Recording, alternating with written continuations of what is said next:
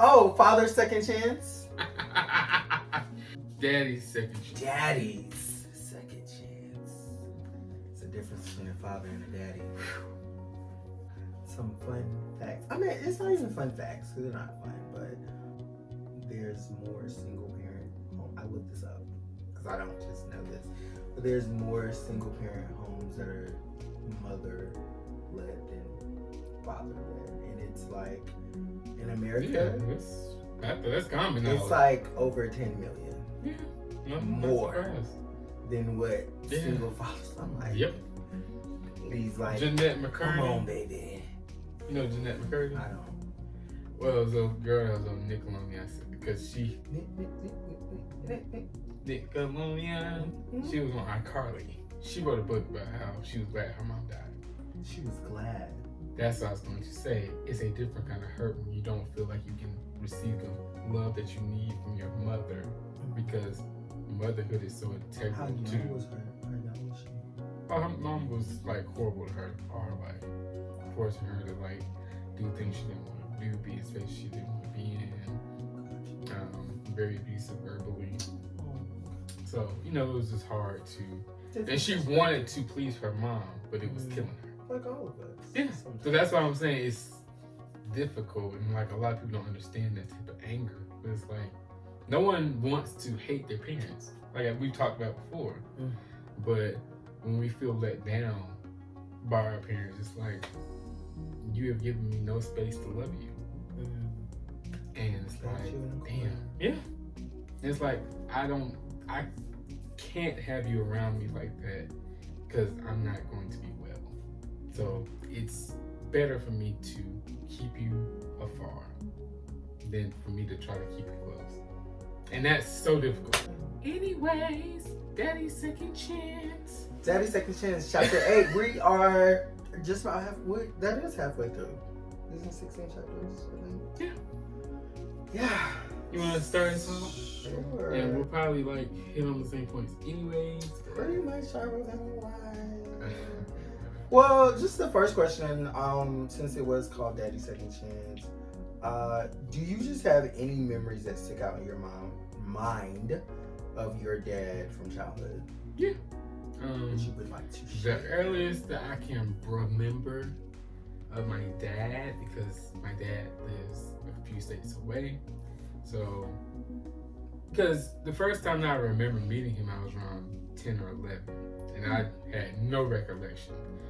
But back in my core memories, I remember when I was small, my dad came up to visit, and he and I were riding around, and I was in the back seat, and he got pulled over by the cops. And me and my little gay ass, I was like, "Ooh, you going to jail! You going to jail!" He like, hush. Oh my God! I was instigated so bad. I was like, "Ooh, the cops, you going to jail!" I remember that, but that is the only memory I have before the time that I remember meeting him when I was older. Okay, got you. So, what about you? Mine is like bittersweet. Fractured, or yeah. It's not really so my father was there up until the point that until his father passed away. We talked about that. And so we have an episode blah, because I don't remember. Oh, I guess we did. But yeah, he was there until you don't remember geriatric. I am so geriatric. But he was there until his father passed away. And then that just like reshaped who he was. And he may have had a mental break. I don't know. He never shared that. But then he retreated back.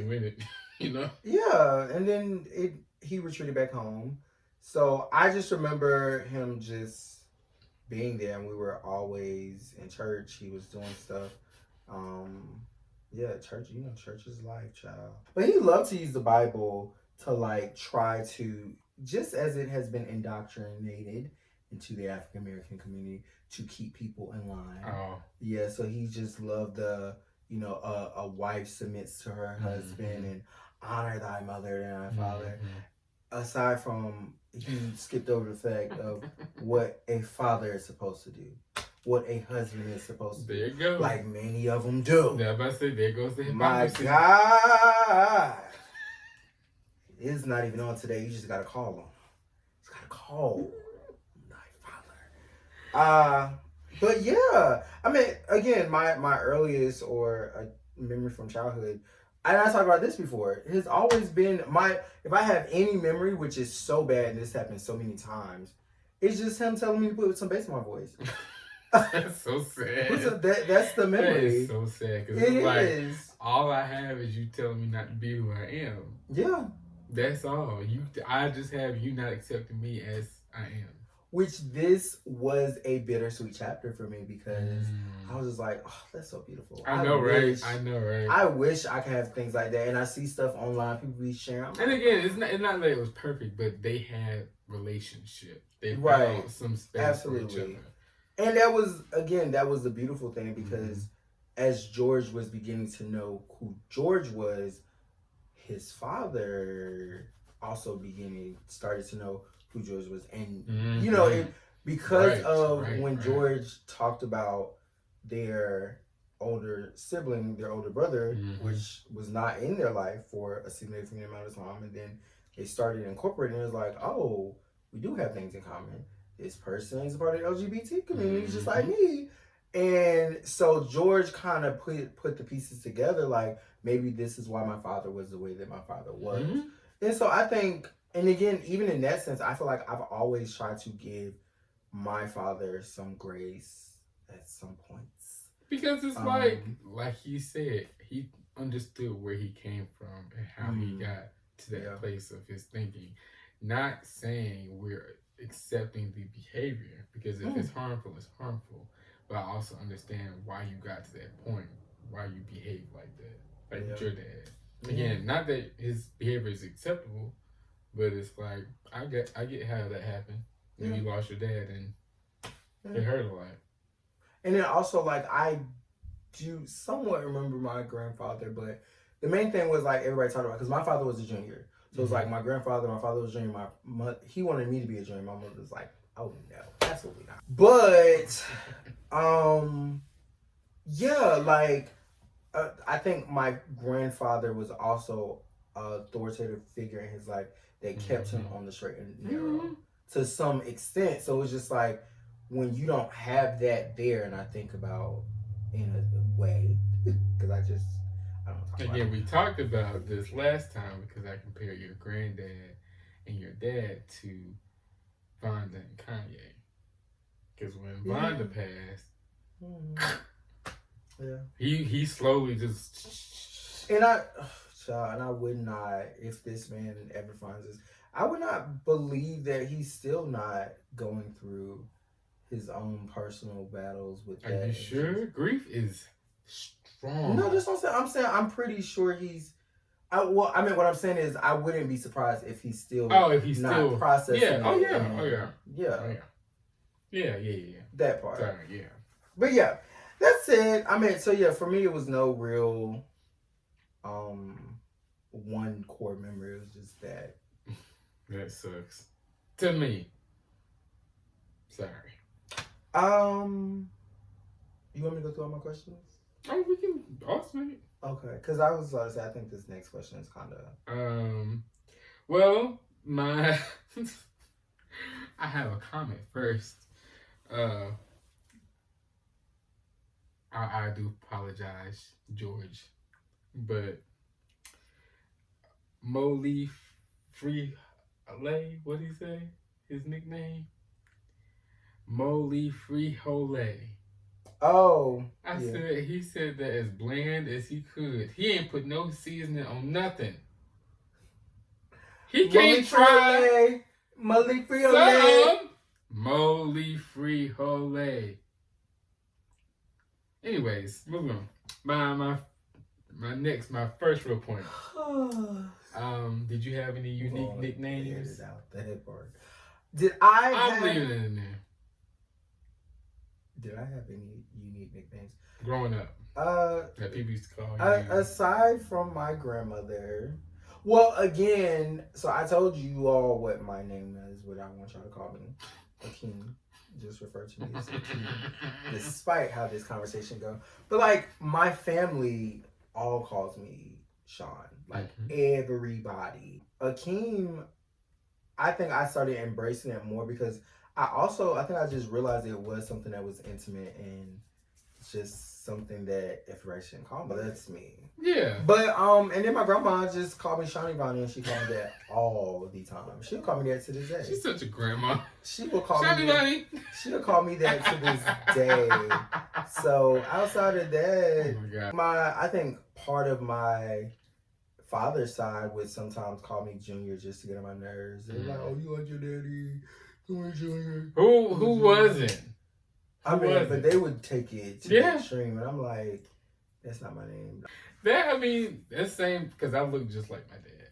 He's just darker than me, but I have my mom's like expressions and mannerisms, so people say I look like her, but I look structurally like my dad.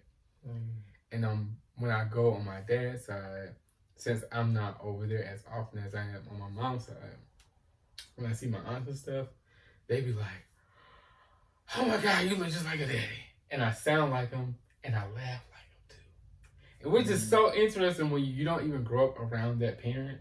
Yeah, I have all of those attributes where they be like, genetics. Yeah, I was on the phone with my aunt for like 2 hours, like last year, and every time I laugh, she'd be, "Oh my gosh, Jeremy, you sound like your daddy. You sound like it." I'm his son. Genetics. Because science, biology, chemistry, the professor. I want y'all to remember that. This is an intelligent young man. Geriatric young man. It doesn't feel like it.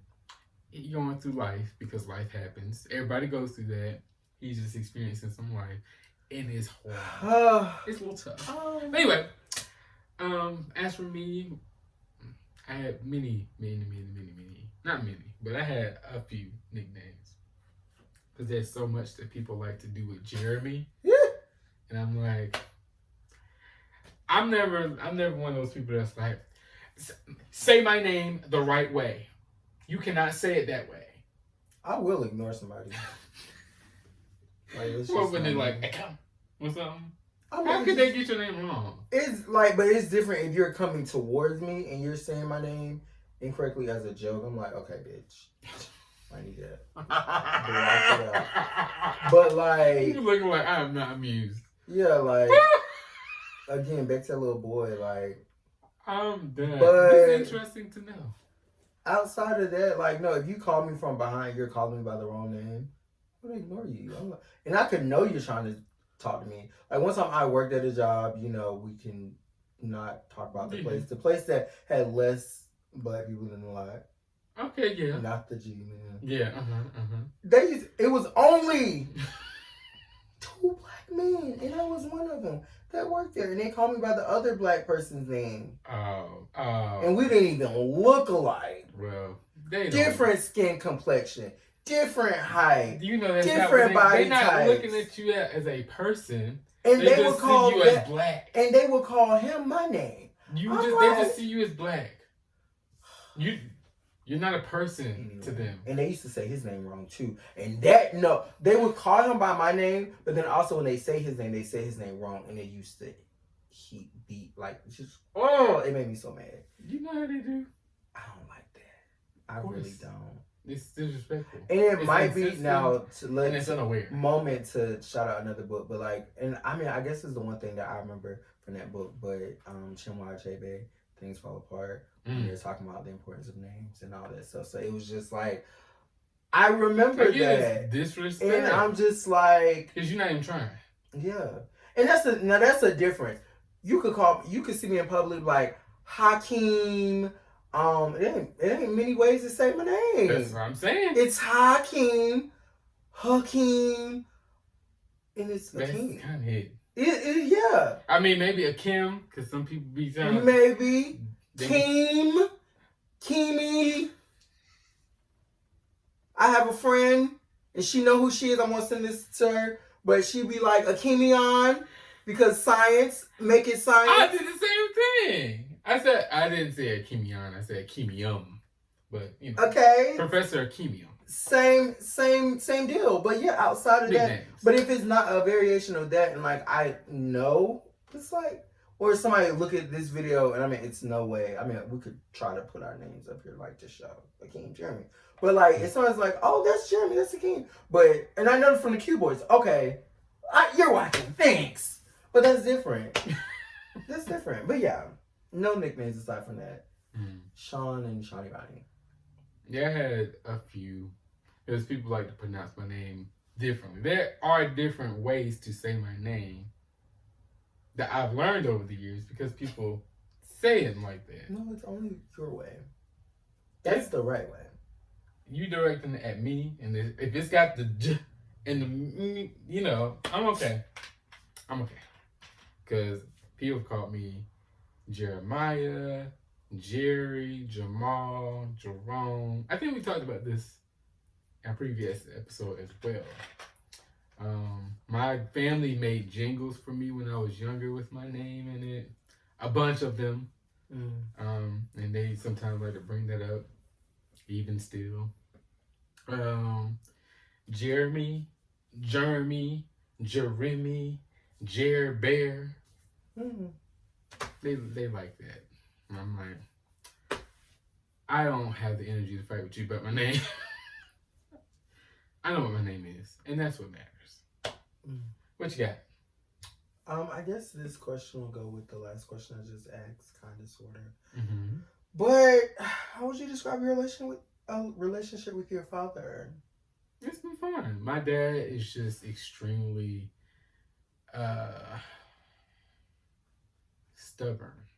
Either way, my relationship with my dad is fine. Okay. We're starting from here. He does hold some stubbornness from his past, but I don't have anything against him. I just called him today. We talked. He told me he would call me Sunday or something like that. And I'm like, sure. But we're fine. We're fine. I forgive my dad. I really never had any hard feelings, you know, that lingered at least. So, what about you? It's non-existent. Yeah, I know. What relationship? Next question. Yeah. You know, he calls me whenever he wants, and every time he calls me, he's looking for my sister's number. It's like, dude, save it. How do you save my number, the person you don't want to talk to? Just save her number under my name. So this goes off of your question. Okay. I know we talked about what we remember as core memories from our father.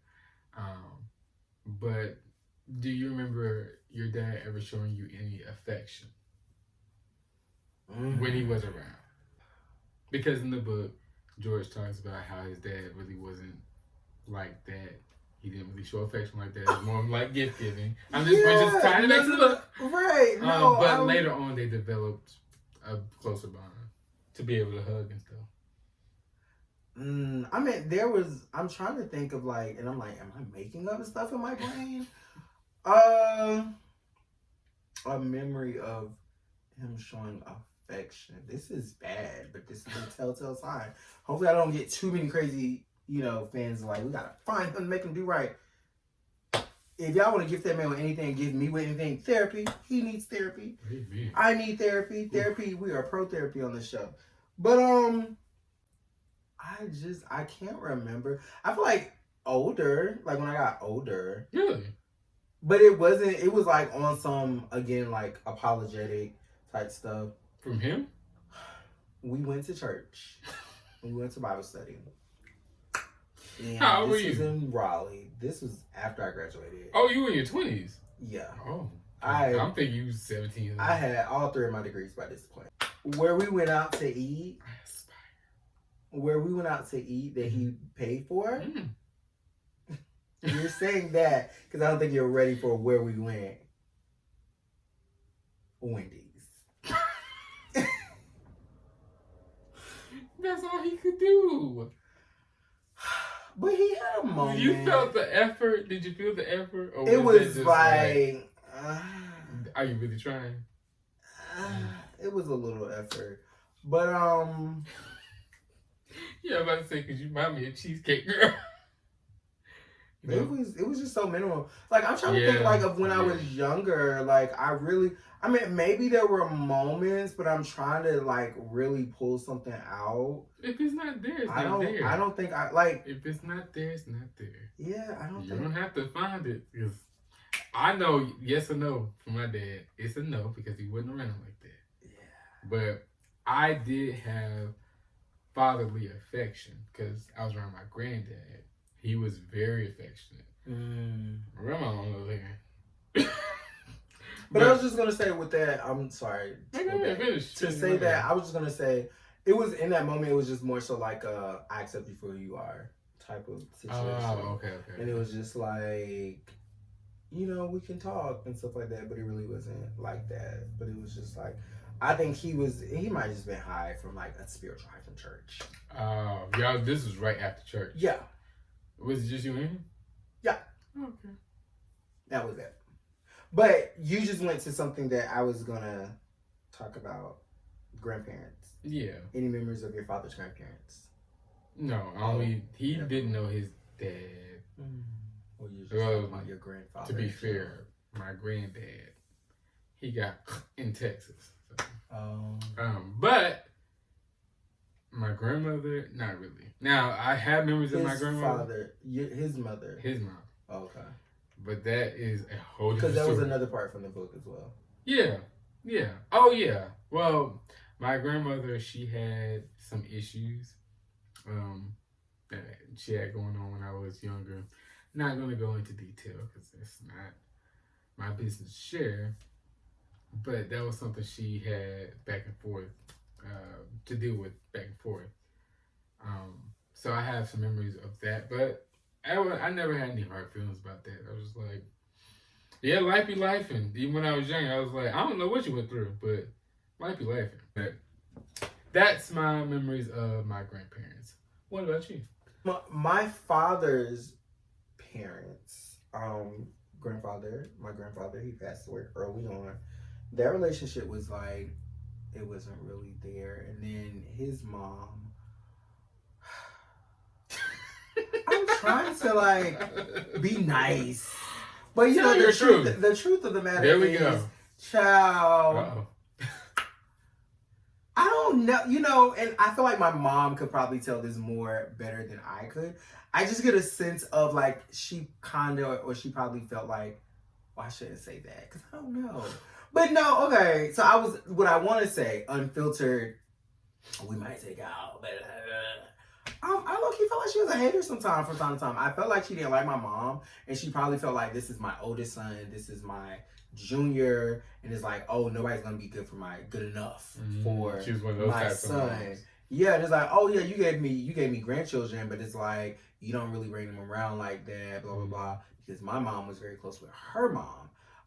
You don't but now my mom, I do think my mom made a very real effort of keeping us around that side of the family because summers we were there. We were there. Like we didn't even stay at home, and I think it was also a good break for my mom. Like it was break for my mom, but then it was also like we were in good hands with family. We were able to connect that side. But when I say that because like I overheard, and that's the thing, like when you gotta be careful around children. But I overheard my father's mother talking about us, and I was just like, it just shifted. I think that was probably like the first time where I was just like, oh, people like as I got to college, and I learned your that sister, or you, your sister, and your mom. Yes, like just us, me, my sister, and my mom. Oh. But that thing in psychology where they talk about like front stage and backstage, like all that, like there's somebody that you present to the world every day. But then it's like when you come home, you can be yourself, you can take your clothes, you can do what you want to do. Yeah. That's a different person than what you present. And I think that was the first time where it started to click for me, like, oh, these people are not who they say they are. I wonder who they are when no one's around. Because she didn't think I was there. I think I was in my room. How old are you? I can't remember. I was young though.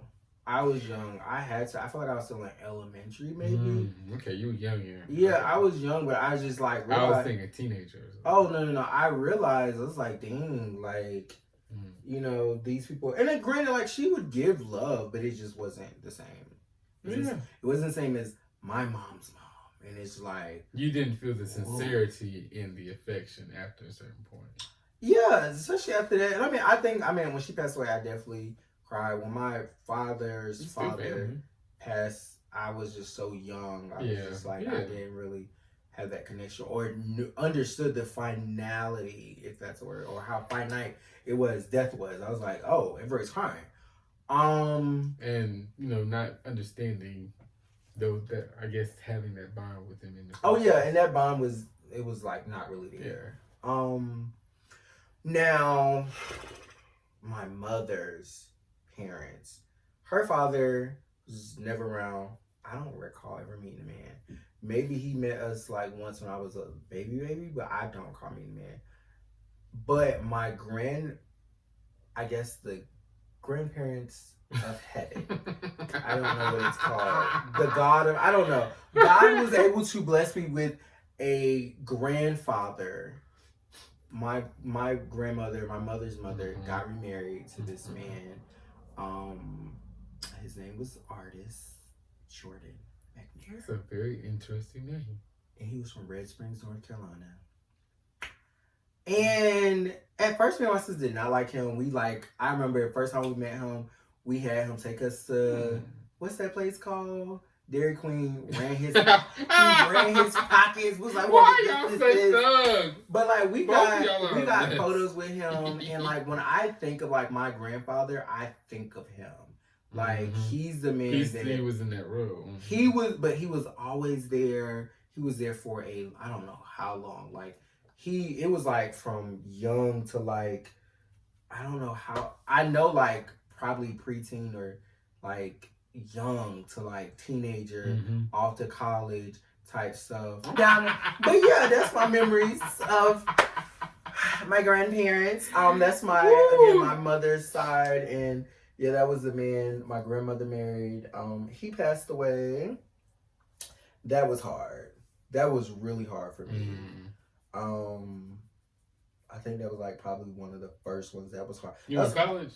And that was also hard for my mom. Because my mom, he was a father figure. Yeah, my mom was even like, he was a father figure. So that was kind of hard for everybody. So yeah, that was hard. Okay, next question. You got the next question. I love it or dear. I dearly do. What do you think about when you think about home? When I think of home, yes. We need to add that in there. Home. Oh my God. Look at this fool. No, because it's good and it's bad. Well, it's good. It's somewhat good, but my home life went to shit near the end before I went to Elizabeth City. So I saw this post, and I wish I could like put this post in there. I just saw this post, and I talk to people about this all the time. I have a friend, shout out to her. Probably send her the link, Jalen. Girl, Jalen, GJ. He knows a million GJ. But he's friends with every last one of them. But we have a real friendship. But GJ was like, why do you like this school so much? Like, it's not that serious. But this recent video I just saw, which was so real, was like, for Black men especially, school is more than just school. Like, yeah, we go to get education, but for the first time, sometimes like that's the most stable we have. But I didn't want to leave Elizabeth City. I know. Oh, I did. Just shout out to all the HBCUs that create that environment, and that's why I'm just like, and George mentioned going to another CIAA school, Virginia Union, I think. George. That's what I think about immediately. So I don't know. I mean, I guess outside of that, like where I spent the most of my time, like most of my formative years, was definitely in Greensboro. In Wilmington, North Carolina, which I tell everybody I'm from Wilmington. Very historic Black city that has been very much gentrified. Oof, talk about the history. But we definitely grew up in the projects that are no longer there. All the people that was in the projects with me. That's McCord. And there's like a history of that, which originally, like most what they call ghettos in America or the hood, they weren't even for us. They were for people that they needed to make something quick for these people to come back from the war. Mm-hmm. So, and then once those people started moving out, because some of us started moving Suburbs. in, they were just like, oh yeah, we're just gonna move out, and then they gave it to us, and then whatever happened. And I don't even gonna say like we ran it down. Y'all also stopped maintenance. Y'all stopped caring for it. Whatever. But that's the other thing. Like I enjoyed. I mean, that was where I spent a lot of years that I grew up. Nesbitt Court near Greenfield Lake and stuff like that. That was it. What about you? What do you think about when you think of home? Now, when you were talking about HBCUs and going to find home there, I also just wanted to add, sometimes you go to a place and you know it's home, and you go somewhere else and it's like, I like this place too, but I have a home already, because you've been to a couple of HBCUs and you love both, but one is home for you. You know what I'm saying? And I've been to a couple. My vacation home. I mean, speaking of which, because of my job that I do now, my type of work I do, I met another eagle tonight. Oh, really? Yeah. Look at that, everywhere. Yeah, Eagle Pride amplified. I know it. Michael Pride. Oh, well, I already talked about the HBCUs I went to. I went to Howard first. Howard has my heart down. I will always be. I met a bison too the other day. I will always be a bison at heart, even if I'm not a bison, like, officially. I got in. But I also felt very much at home at A&T. Like, the first, I thrived at A&T. I was like, I've never done so well in school. Because Howard, I was just, I had all the freedom. It was on. But A&T, I was like, I'm focused. I'm on the dean's list. I'm a part of all these little organizations. I'm traveling the country. Wow. I felt stable there. Anyways, but when I was growing up, we moved like every year. So there was never like a one place where it's like, oh yeah, we were there. Like in the last maybe 3 years, we stayed in one rental place for a good bit of time. So we have some core memories there. Can I add to that? I would say, don't get it, for me, don't get it twisted. I graduated high school in 4 years, but I went to 6 different high schools. Yeah. I went to 6 different high schools. So I was moving too. Yeah. In elementary school, I went to a different school about every year. I stayed at the same school in middle school. But we were still moving throughout that time, and I went to 2 different high schools. But so even with all that moving, because when I was younger, I didn't really get the time for a person like me to really form strong friendships. So same. Yeah. I mean, I would say I have a handful. Like when I think of like friends from your childhood? From elementary, middle school, high school. Yeah, I don't know. I had like too many fingers. Yeah, so I had like a handful. I would definitely say first person that come to mind is like my friend Elaine, which we kind of talk, but Elaine, Brian, the 2. That's a handful. I knew some more, but like, I mean, when I say like, oh, these are because I went to Elizabeth City because of Brian. And then me and Elaine was like, white on rice, baby. Me and Elaine was white on rice. Like, that's my girl. But yeah. I have one friend from childhood that we don't really keep up with each other, but we still have each other's number. Through the love of Beyonce. Really? Let's talk about it on what? Today. My God, my God, my God. But yeah, that's what topic were we on? What do I think of home? Oh yeah, home. Your turn. So this was with this one. So I'm gonna skip this question because it was basically I'll tell you what the question was. It was basically, was the memories of your grandparents good or bad? And it seems like they were pretty good. Okay. So the next question I have is, how was your relationship with your siblings? Because George brought up their relationship with their sibling on there. So this is the first time we get to see that George had an older brother that was kind of distant, and then also the siblings that was in the house, the nickname and stuff like that. So yeah, how was your relationship with your siblings? If you'd like to share. I have 6.5 siblings. 7? Oh no, I don't. I have 7.5 siblings. Okay. Yeah, because 8.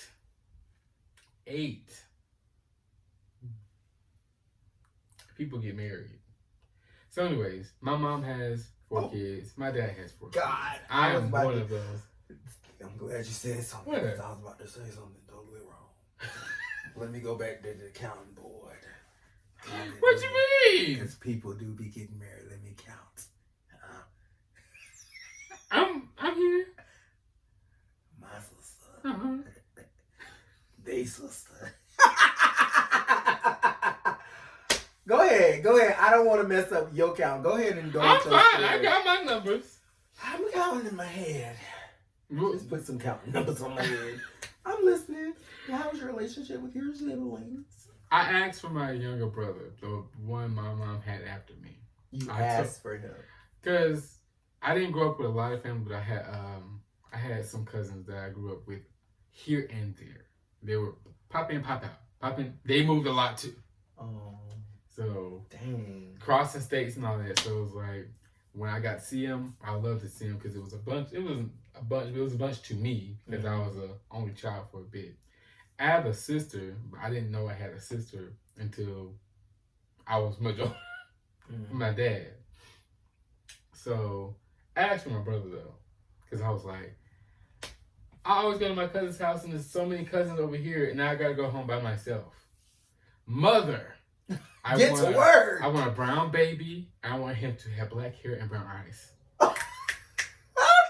Let's get it going. And she had no brother. And he had all the traits.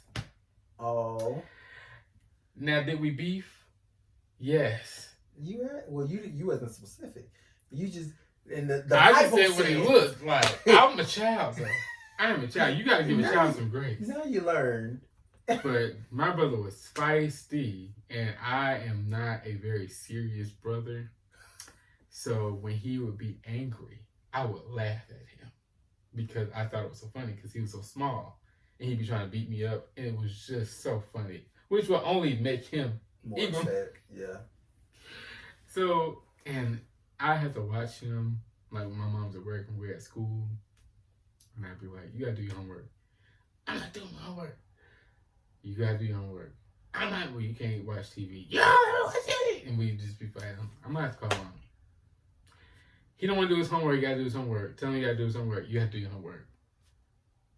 I know. You wasting everybody's time. But me and him are very close now, relatively. I love him a lot. My mom had 2 other kids. They are my nicknames. I have a nickname for them. And I love them dearly. They're growing up so fast. And then my dad has 2 other kids as well after my sister, which she gave me a niece.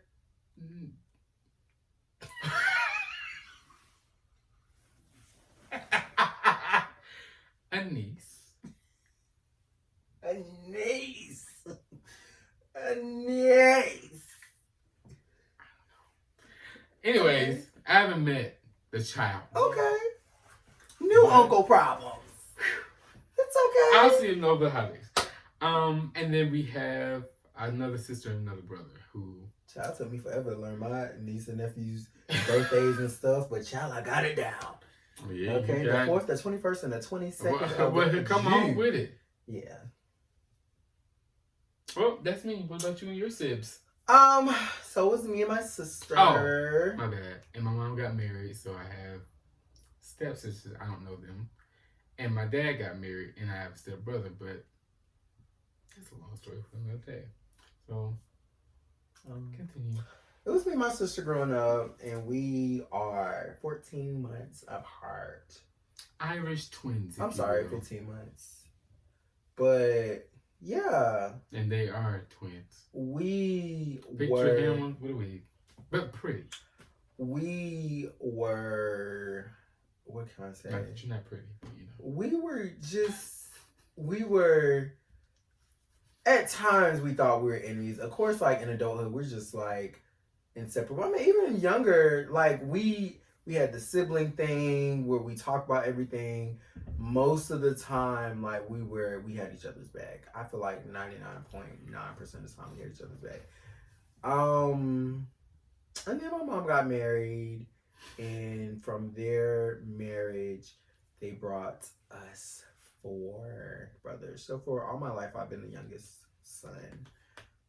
and only son, and now my mom, by marriage, have 4 plus me, so she has 5 sons and 1 daughter. So yeah, but my sister lives in the same city, so we just met today and had breakfast. Mm-hmm. So you know, it was cool. You know, I'm always talking to her. I talk to her like all the time. Like she literally one of his best friends. My first best friend. Let's just start it there. Yeah. My first, because speaking of which, my mom will tell this story. My sister tell this story. I was so jealous that my sister was older than me. I didn't know what jealousy was, but the reason why I was jealous, and Jeremy's gonna like this shit. Jeremy's probably gonna be like, oh yeah, this checks out because duh, you are smart, I guess. I'm just trying to read his mind before you get there. But when my sister she was going to school before me, and she would come home, and I was like, oh, I want to go to school. So when she come home, I was like, I'm like my mom. I'm like, what'd you learn in school today? Teach me what you learned. I wanted to know what she learned. She actually taught me. I bet she did. I learned how. I bet she did. I bet she had fun too. I'm the teacher. I learned how to write from my sister, actually. That's why my sister is left-handed. I don't know if everybody that's left-handed write their F's like this, but I learned apparently that my F's are backwards, but I learned how to write from my sister. So she write her F's in a certain way, so I write my F's the same way. But yeah, I was just always like, what did you do today? So speaking of best friends, she was probably my first best friend. And wow. Yeah, that was it. Okay. All right. The quick thing I have is, because he did touch on sports again. I know we briefly talked about it before, but he was talking about how his dad was impressed, much like the other kids on the playground, that he had some athletic ability. And it got me thinking about sports and gays or homosexuals and how it's oftentimes a stereotype, but it is real life experience, because I am a stereotype. I'm a gay that not too big on the sports. Same. I don't even watch them. I can, and I can keep up, and I can, because my dad took me to go see the Hornets play for my birthday this year. You know, I was like, that's cool. And it's not that I dislike it. They suck. They do. They know they do. So I think I get a theme here. Everything in Charlotte sports sucks. Anyways, but as for me growing up, I played sports. Because we don't want to talk about the Panthers' record this year. Let's keep. I don't know about it, but I'm not surprised. Because again, I think they have not won a game this whole season. I'm not surprised. Somebody tell me if I'm wrong. I wasted a birthday wish on them. Losers. Anyways, I played sports. Huh? How did they make it to the Super Bowl? They were okay back in the day. Dang. Okay, I'm sorry. I'm just. I'm like, yeah. But I played sports growing up, but I always felt pressured to be more boyish, more rough, more mannish than I was, because I know I'm sensitive. I'm a little delicate sometimes, and I was like, I can't vibe with this culture where it's like, be a little gentle, just a little bit. Just teach me how to play instead of being like, let me just toss you in the deep end. Just chill. So I couldn't get with it. I feel like if more gays had space, we would also thrive in sports if we had the space to learn it, rather than in places where we felt uncomfortable or unsafe. But that's just my perspective. I'm not saying that's because, again, in the book, he's talking about how he's throwing the pigskin with his dad, and his dad's like, I didn't even know you had any athletic ability. I thought you was sissy. I didn't think you were capable. Right. So it's like, and they bond out, they watch sports, and I'm like, yeah, I would get into sports if somebody else I cared about really wanted me to get into sports. I would probably get into it, but what's your thoughts on sports and gays and your experience? Pep Squad? The Pep Squad. The Pep Squad. I was about to say, because you know, the people call it like the Spirit Squad or whatever. Yeah, Spirit. But we called it the Pep Squad. We was the No Mercy Pep Squad. Ooh. And I had to learn what was that going was on. right up your alley. And I love to be I loud. know he loved it. I love to call a chant. And we used to dance. I know you had a blast. Now, I wasn't the best dancer. Oh, what did I? And you know me. You know, you ever seen that post? They said, always give 100%. And then there's a sign that say, unless you're giving blood. Honey, I was the president one year. I believe that. And they was like, oh, we need 100 people to be on the Pep Squad. I know you was advertising like, honey, you know I got more than 100. If anybody was there the year that I... Okay. Let me tell you something. Honey. When he's determined to focus, and when we talk about... he gonna get the job done. When we talk... Right. Okay, and when we talk about auditions, I was in there. I was 200%. I was like, oh yeah. 1000%. We could work with that. Next. We could work with that. You serious about it? We could work with that. Let's go. And we had over 100 people. I was excited. You was like, I can get recruitment done. Don't worry.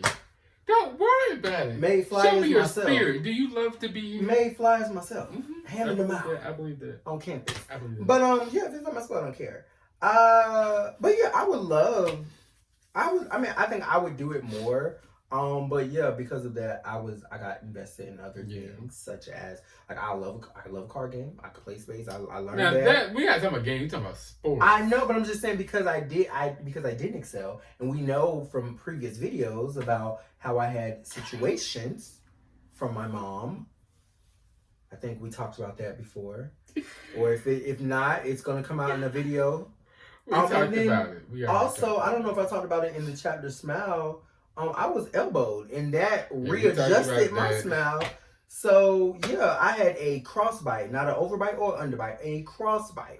One tooth was going forward, the other one was going back. Honey, it was just had a fight in my mouth. So yeah, I was just turned off by sports altogether.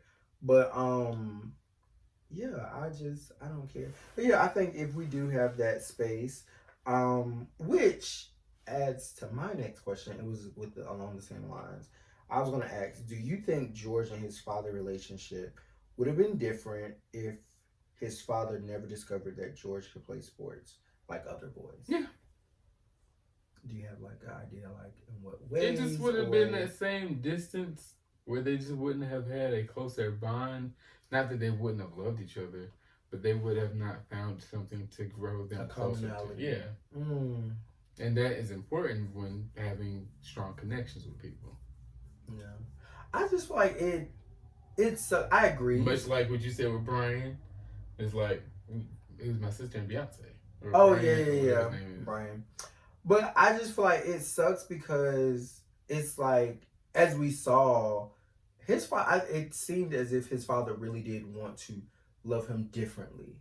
Because like he didn't want to be offensive. So he decided to be passive to not hurt him as much as he hurt his brother. Older brother, yeah. Which again is so, and that's the part of me when I always say like I try to give my father grace, or just anybody grace. It's just like, especially when it comes down to parenthood, and I'm not a parent, but it's just like it's no super uncle.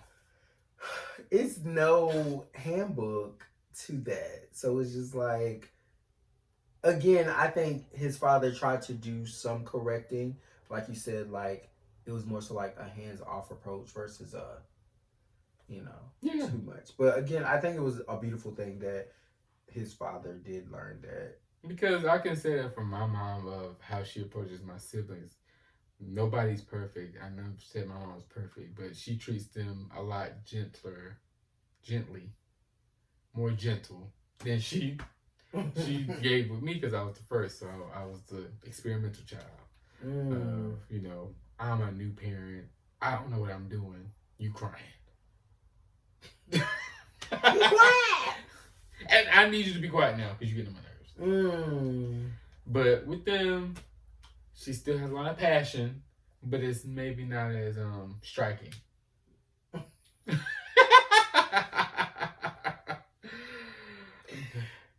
So I'll just say that. So I just like that his father learned how to try to keep their connection, relationship intact rather than spoil it in a way. That's good. So I have a few points. Well, this might be quick, but George mentioned about queer visibility and I want to say in his family. Well, it was in the family, but then it was also, I think, at the time, because George was talking about like his older brother and then also his experience and then his father. And George did relate it to himself, his family, and what was going on in the world. So, do you have any? Oh yeah.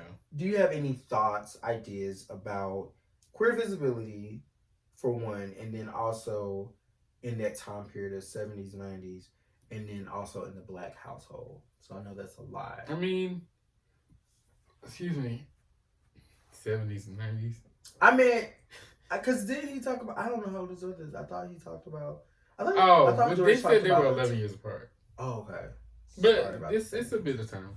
But yeah, it's like he said, he was blessed to have at least a side of his family that was able to see him as he was or love him as he was.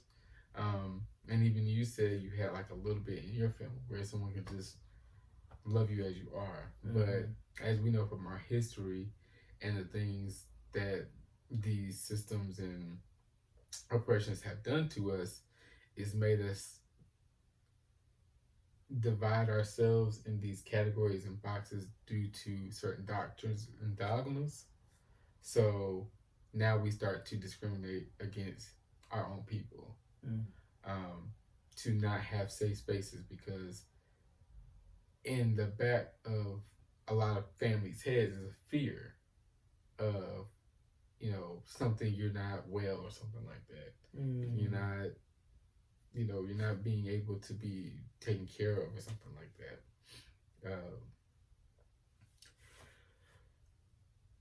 You know, a thing of or fear of death even. So it's like, oh my gosh, don't act like that so that you can save your life, save your soul. Yeah, in a sense. But you know, I mean, I can understand that to a certain point, but I wish it was like more people that were, if we again take it back to the book, would be more brave like Nanny and be like, I'm gonna love you regardless. Yeah. Like, and I understand the fear. Like, I don't understand it and I don't have the language for it, but I still love you. Yeah, and it's like, but my thing is like, I can understand the fear of like you being afraid for my life and my safety, but don't treat me in a certain way. But you know, fear comes out in so many different ways.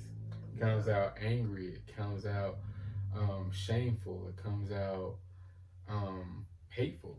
Yeah, and you know, and that's why I think I made that one statement where I was talking about, in another conversation, I was talking about like loving all parts of like Blackness and stuff like that. It's just like, how do, not just me, it's just anybody, like how do we all do that? And it's just like, we have to do our own work.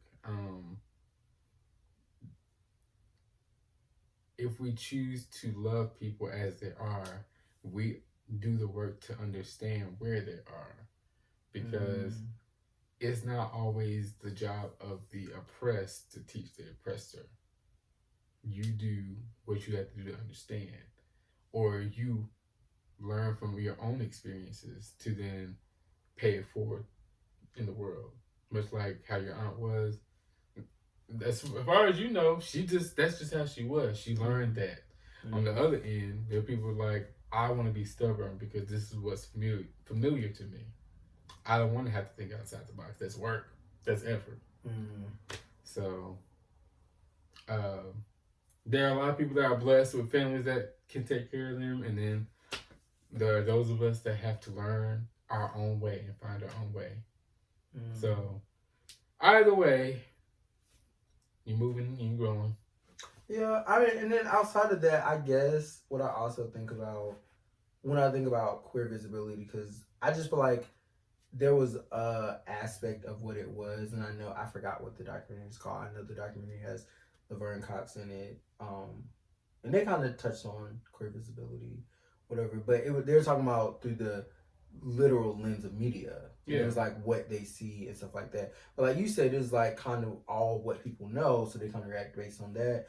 And then it's just, in my mind, I guess it was not as much as it is now, clearly. But then also just...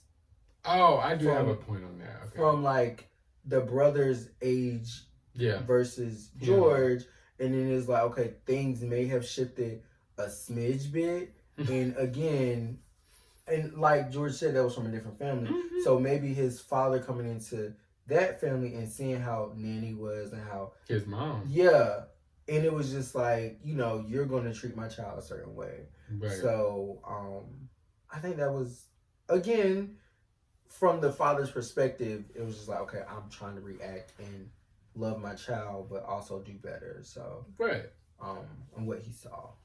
The big thing, because I've talked about this topic before, but I give people a lot of grace when it comes to handling or managing queer visibility, because to me it's such a rapid thing that has changed. I'm not saying that the suppression was a good thing. I'm just saying, as humans, it takes us a while to process collectively big changes, and queer visibility and the LGBTQ plus IA. I say it wrong every time. No, that's right. I do. That's right. I put the plus in between letters. Oh. Yeah. Okay. So anyway. The leg booty community. Leg boob. It's just been so much change from the 50s to the 70s to the 90s. With, you know, trans people, with our language and how people talk about them, how people perceive them to be or act, because a lot of times people will try to stereotype gay people as all being flamboyant and, oh, honey child, and let me do your hair, girl. They learned about the DL, and baby, when that thing made it to Oprah, when that thing got exposed in the church. That too, because there was just a conversation on the Twitters. Well, so it's just like, there are different types of gay people, and it's like, oh my gosh, I don't know who's gay, because I want to believe what's familiar to me and think that all gays are, away. Ain't nothing wrong with that.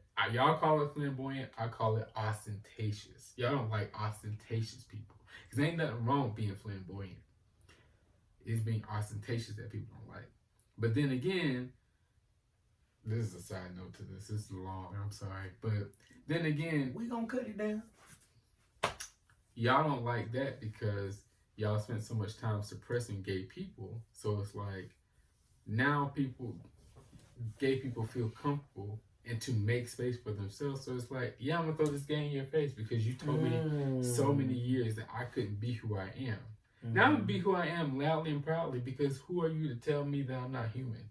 Much like with Black people, we just experience life loudly and proudly with all that we go through. And it's the same for gay people, and people don't see where that crossroads is. And then we have all this tension with intersectionality within our own community. And it's like, yeah, just like we have to be like, no, Black Lives Matter. Yes, gay people have to be like, I am here and I'm queer. Get used to it.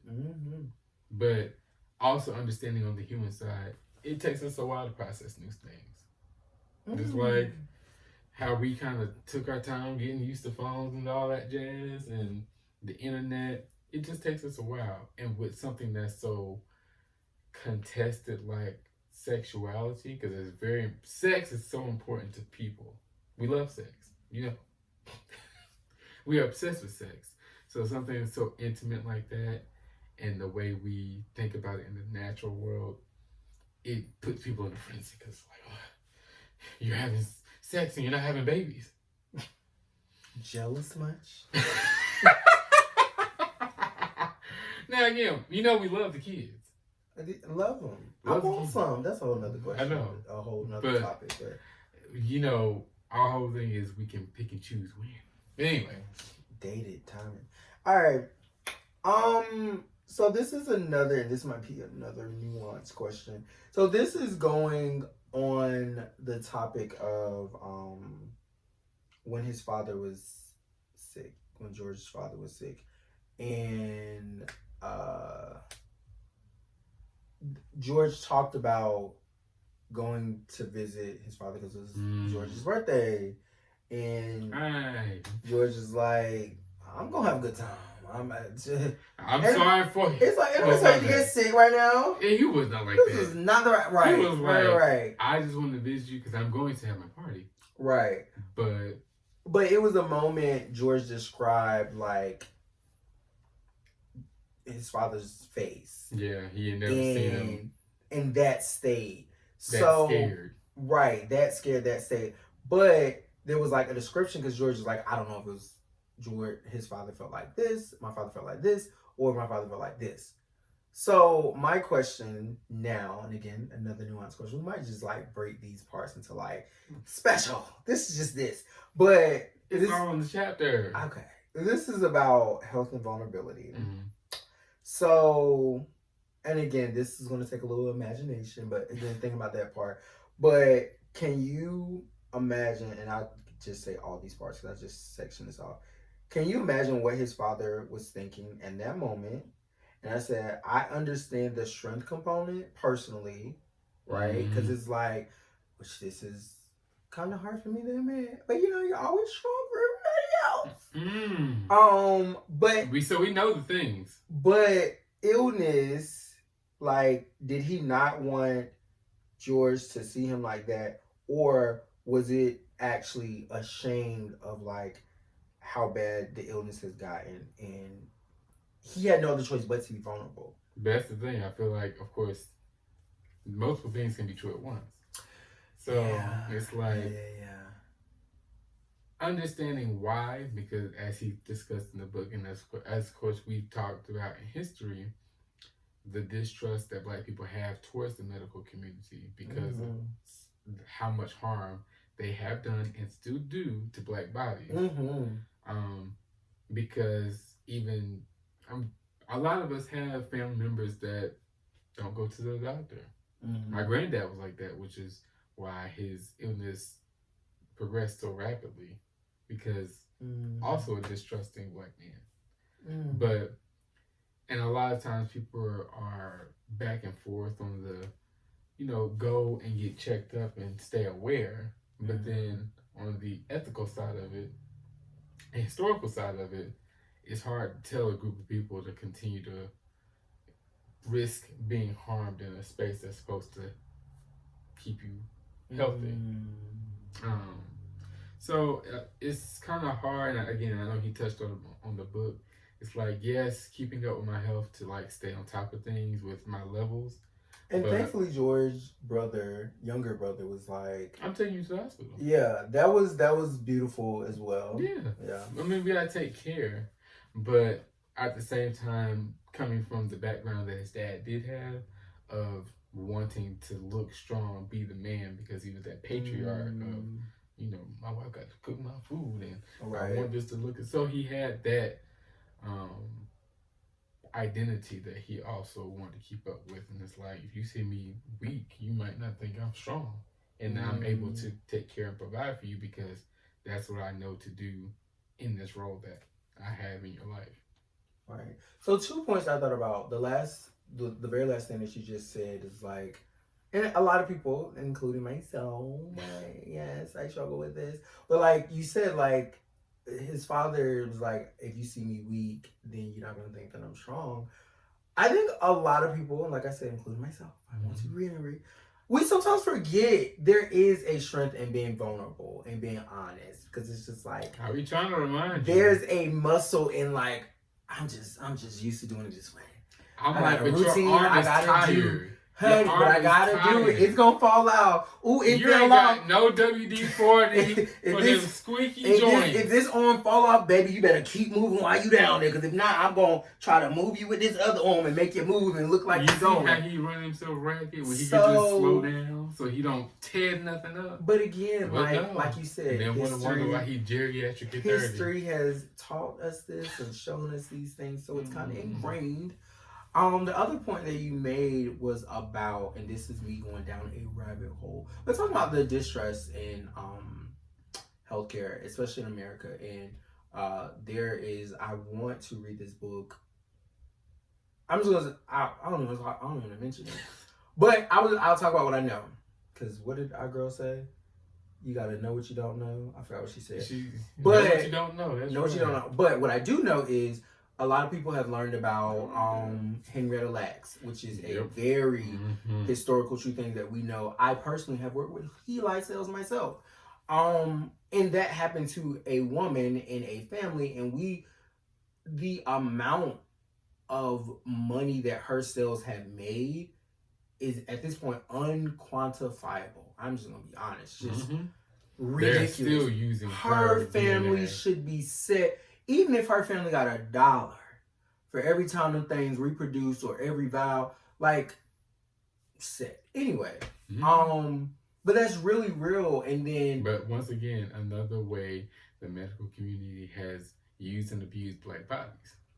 That plus the other aspect inside of all that I'm working on, and again, or future endeavors is like, it's just also, there's not enough of us in the place, but there's also not enough letting us being, like, they're not letting us in. Like, when you look at applications, and it doesn't matter if it's nurses, doctors, PAs, NPs, even healthcare administrators, like, there's not enough of us at the table. We know that. Like, but then also getting there, it's so many barriers and so much red tape.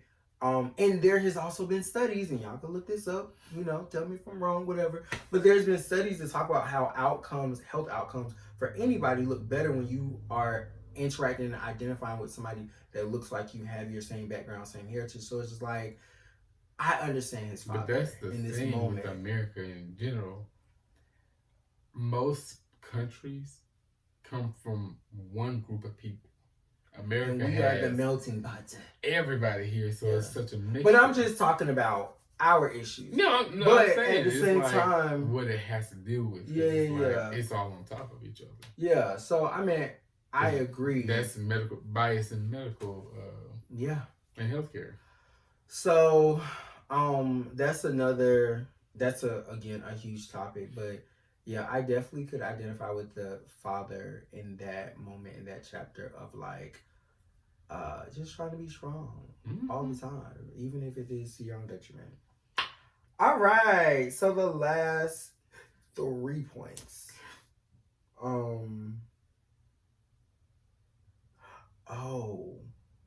So I think George said this about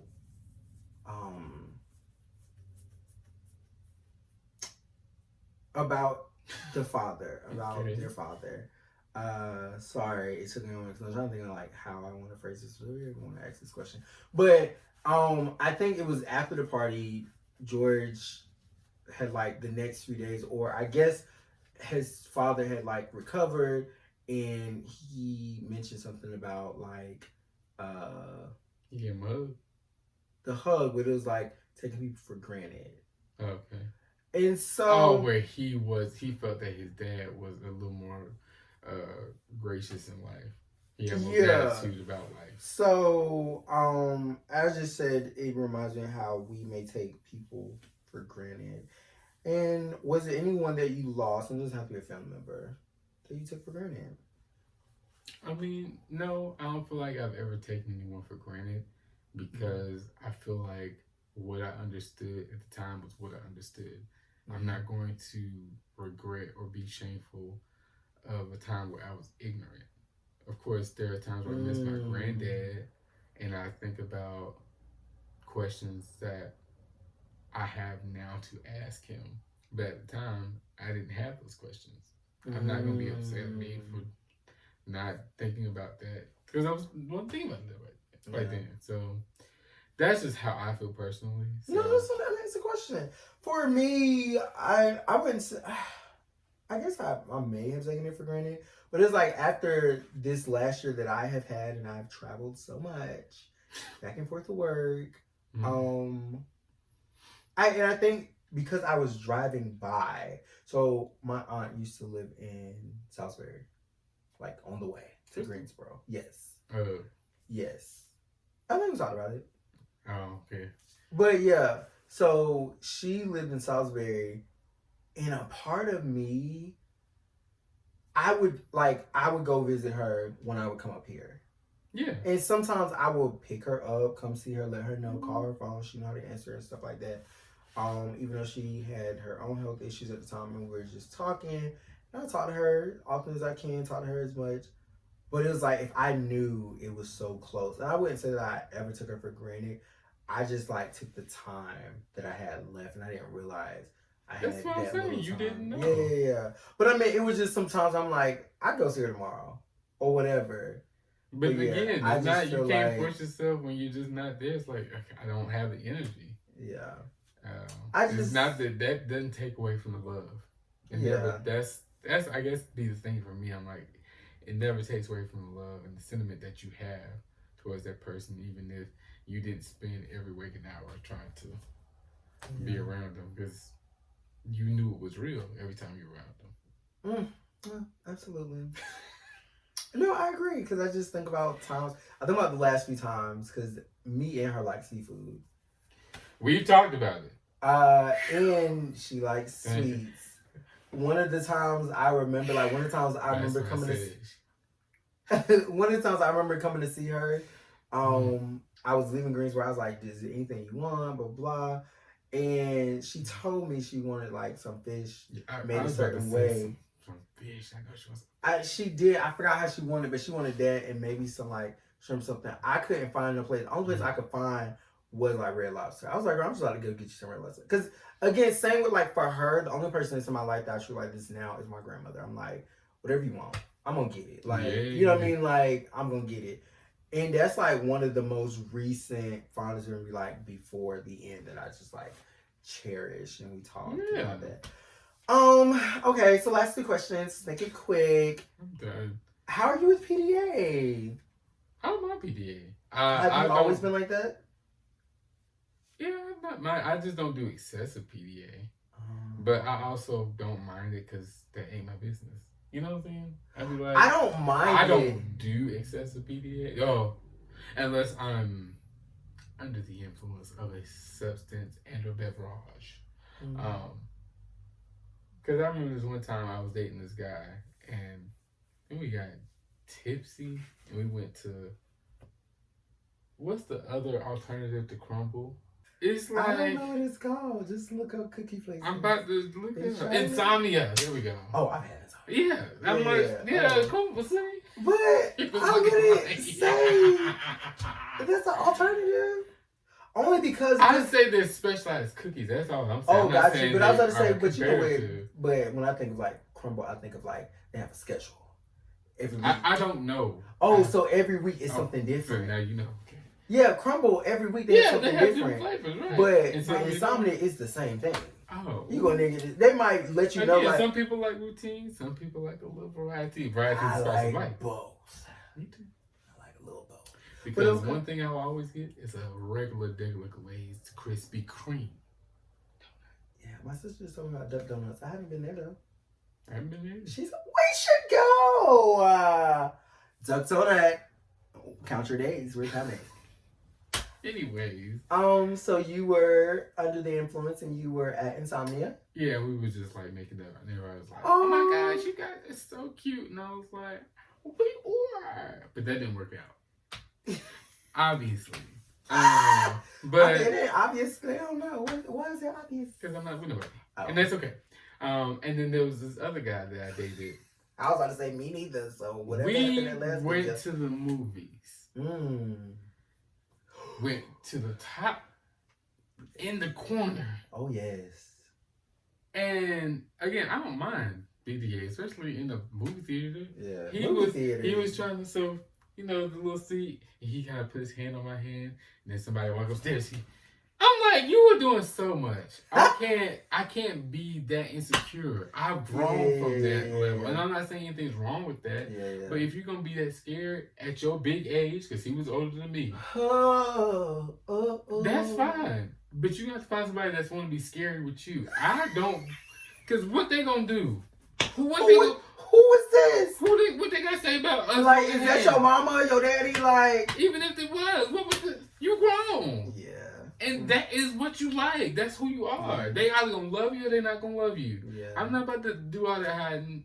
It's just not. So much I'm not doing that. Cause he was definitely put on that facade. You know, hey baby, how you doing? You know. If that's how you feel like you gotta, I'm not saying anything's wrong with it, because that's what you feel makes sense for your survival. I gotta put me first. Lucius. Your turn. So until recently, this is with the I. You know the I? What? Their name's not something. Yeah. Yeah. Oh, he put me in my place. I was so, and I guess you could say indoctrinated. I was just so like, I mean, I don't care. Like for me at first, you know you are, because I remember seeing you around certain people, and you be just like, and this could be people that I'm cool with. He'd be like, and you wouldn't think so because he's so vibrant, but he'd be like, I'm with this person, but you know, whew, child. But I mean, it got better. Over time, and I mean, I'm a little bit more open to it now. I mean, I think, child, I hate to say this, and this is the truth, but on top of it, I'm like, this is not the place. But it's like, for me, not granted, sure you do it all the time, but like, you would be it. I mean, the words that's coming to my mind is like, hell would has to freeze over for me to walk into church holding a man's hand. But then again, pray for me. Like, why?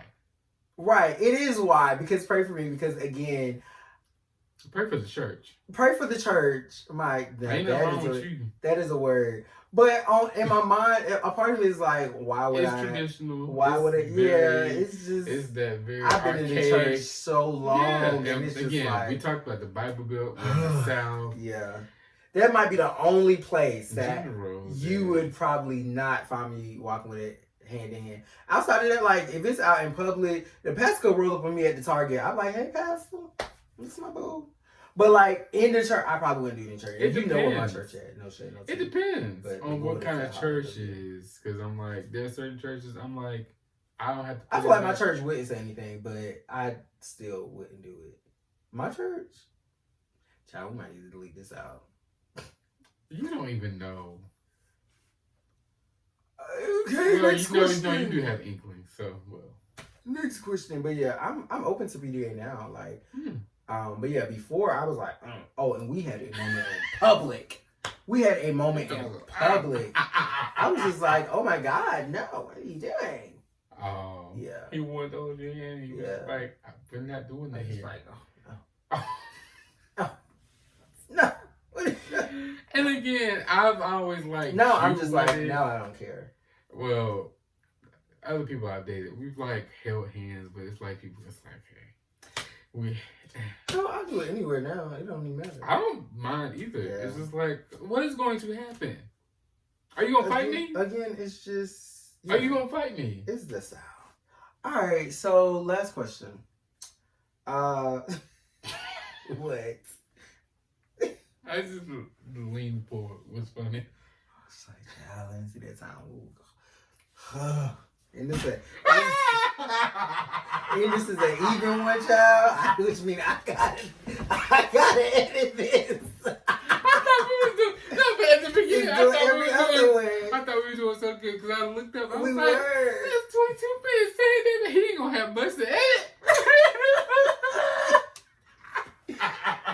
Okay, so the last thing, Just go, do it.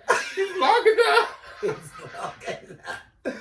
What is something your father can do or did that says I love you?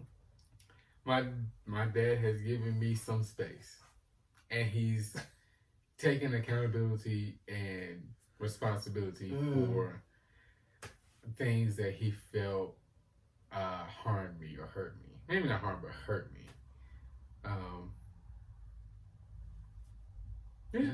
That's really it. And I'm like, it's never that complicated. People just gotta make sure their pride and their ego not in the way. And that's it. Sometimes, and it's not even just pride and ego, but sometimes people just can't let their hurt go enough to step up. And that hurts other people. And sometimes that affects the relationship. But people process things how they process, and some people don't have the tools, again, of the language, because I have buzzwords, to be able to process things. And again, it sucks, because again, not excusing the behavior, because their behavior is shitty, but also understanding sometimes folk are human, and shit be hard. Your thoughts? I wish my father knew what accountability was. Again, that's it for me. I mean, honestly, yeah, the stuff that you said, I wish my father, like, again, no child wants to have a strained relationship with their parent. It's just kids feel forced into it. Yeah, and that's the thing. That's why I said this chapter for me was just like, this is what it could be type of situation. And again, like, I don't even want to force him to do anything he don't want to do. But yeah, like, if that man just had an inkling of accountability and be like, dang, I really did some fucked up shit. Yeah. You know, like, that for me would be like, you think? How would you like to move forward? But we can start the conversation from there, because yes, you hurt my feelings a lot. Yeah. And I'm still hurt by that, but we can at least have the conversation to start healing. But you have to meet me there. Yeah. And you have to show up. Again, you have to show up. And if you don't show up, But I think it also just sucks because what parents, not just fathers, but what they don't realize is it affects the adulthood so much. You could just go back and be like, why am I like this? Why am I like this? Like, and then my father still recognized, like, you know, your lifestyle isn't for mine, but I love you. But yeah, I hate that word. It used in that context. I love you? No. From your father? Okay. What did I say? I forgot. Geriatric. Yeah, my God, lifestyle. Oh, yeah. It's just a nasty word, the way people use it in that context. Yes. Oh, but I was gonna say, like, even going back to the whole PDA thing, like, I've seen some fathers, like, oh my God, again, due to my work style now, right? I seen this one father, like, was there. I mean, this man is grown. I just couldn't imagine. I mean, because it's not my life, but I'm just like, I could not imagine my father being there saying, I love you. Gave this grown man a kiss. Like, I don't know if it was on the cheek, forehead, whatever. And I'm just like, again, that's how my I'm up there about to, like, oh my God. I couldn't imagine. But again, I think that would have changed my mindset of this whole PDA thing. Like, you know, because men don't touch each other. And this is the South, stuff like that. Thing, so, especially not growing up with, so you don't really know how to express that type of affection that way with other men, males, whatever. Yeah. Except for one way. Down. Okay. So that concludes this episode, chapter 8. I don't Daddy's have second chance. Daddy's second chance. If anybody have questions going forward, please leave it in the comments, and I want to try to answer some of these questions. If they're like this about the chapters, like different things that y'all find in the chapter as we are going through this book. Now, once we get to the next book, it might be hard to come back to this book in the chapters. But just add those questions. Even though we can tell all the business anyways. Yeah, I mean, if you have questions for, right, if you have any questions for us, questions or things that we missed, points in the book that you think would be a great question, just ask, and I'll be happy to try to answer. Again, check out All Boys Aren't Blue by George M. Johnson. And I really hope, George, you are not mad at us, because He probably mad at me. Me especially, I have really been trying to get the date them right. I've been trying. And I just say George because, but they have an amazing book. I'm gonna give the effort. Yeah, and that's it. Cause who's at it? Y'all know what to do. All right, that's like, comment, subscribe, and I'm Akeem. I hope y'all love the Cube Bois, the Cube Bois.